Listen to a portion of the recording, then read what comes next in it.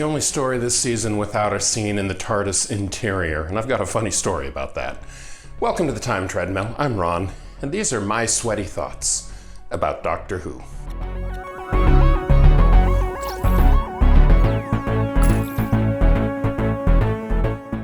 So, actor Bruno Langley, who played Adam in this story and the next one, revealed in a commentary that he was not a Doctor Who fan at all. He knew nothing about the show when he was cast in it. It was just an acting gig. And one of the key things he didn't realize until well after he finished filming was that the TARDIS is bigger on the inside. And how you grow up in the United Kingdom and not know about the TARDIS is beyond me. On the other hand, in his favor is the point that he grew up during the wilderness years when Doctor Who was not on the air, so I guess I'll give him that. But that means that in the final scene of Dalek, before Adam steps into the TARDIS, he is legitimately confused about Rose and the Doctor stepping into this phone box and how he will fit in there. And that confused line, that wasn't acting, that was actually his delivery of how are they going to travel in this tiny little box. So that kind of made for an unexpectedly real delivery of the final line of the story. Setting that aside, Dalek is the story in this season that finally totally sold me on Christopher Eccleston as the Doctor. I mean, I was enjoying him just fine all along. I thought Rose was a great intro, aside from Plastic Mickey. I thought the following two stories were great setups to bring in a new audience. I think the less said about the farting aliens of Rexacorcophallopatorius is the better. But coming up to Dalek, this is the first story that truly exposed the Doctor and showed what an acting powerhouse Christopher Eccleston is. Even the writer, Robert Shearman, didn't write the character quite the way Eccleston performed it, and he was initially a little bit annoyed at how Eccleston carried the part. Instead of taunting the Dalek with aloofness, he exposed his terror and rage at the destruction of both the Daleks and the Time Lords, and all of the millions and millions of lives that were lost in the last Great Time War. It is an acting tour de force, and kudos to Christopher Eccleston for pulling off this episode. I'm well on record as saying, as a rule, I just don't enjoy Dalek stories. I firmly adhere to the rule of, how can I miss you if you won't go away? In this case, in all fairness, it's been the better part of 2 decades since the Daleks have appeared. Their previous story, Remembrance of the Daleks with the Seventh Doctor, was phenomenal. But this one really sets the bar for the modern era. It takes a single Dalek and makes it absolutely terrifying. And one of the great things that Shearman does with his script, which, by the way, is adapted from an audio drama that was done previous to the series being revived. And this is the first case of a story being adapted from a previous format into the modern series. It'll happen a few more times.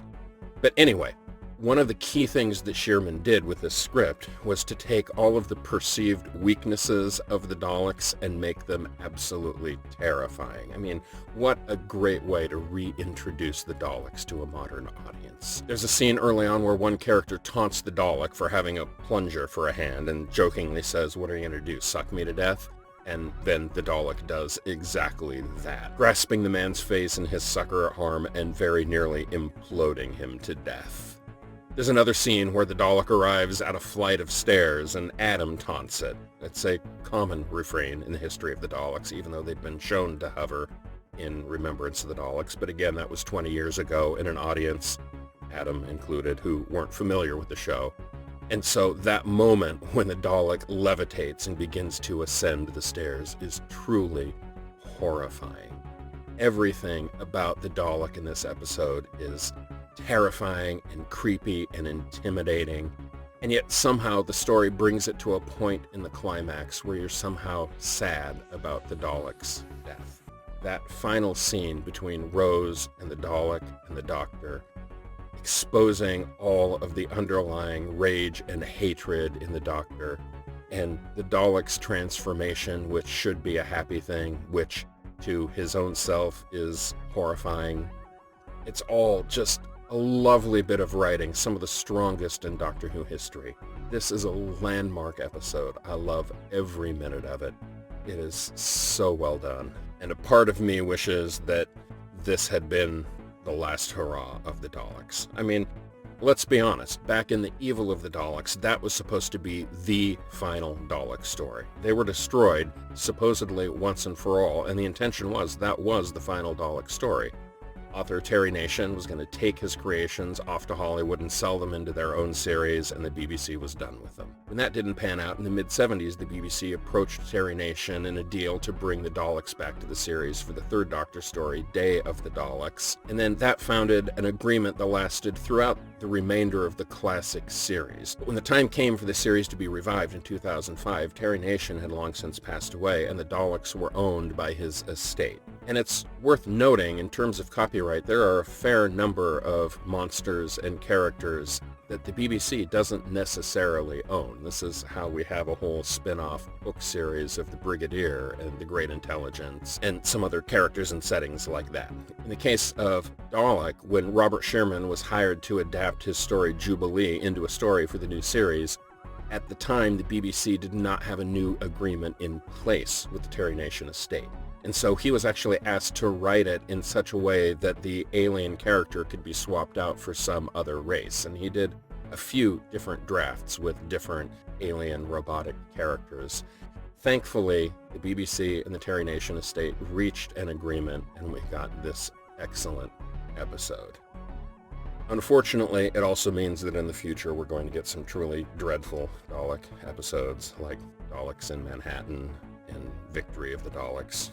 But I guess you kind of got to take the bad with the good, and I'll deal with those when we get there. Today, I'm happy to have experienced what's probably my third favorite Dalek story of all time. Tomorrow I move on to kind of a middling story in this season, certainly better than Aliens of London and World War III, but not nearly as good as most of the rest of the season. But it does feature a major supporting role by Simon Pegg, and that by itself is worthwhile. I'll see you tomorrow.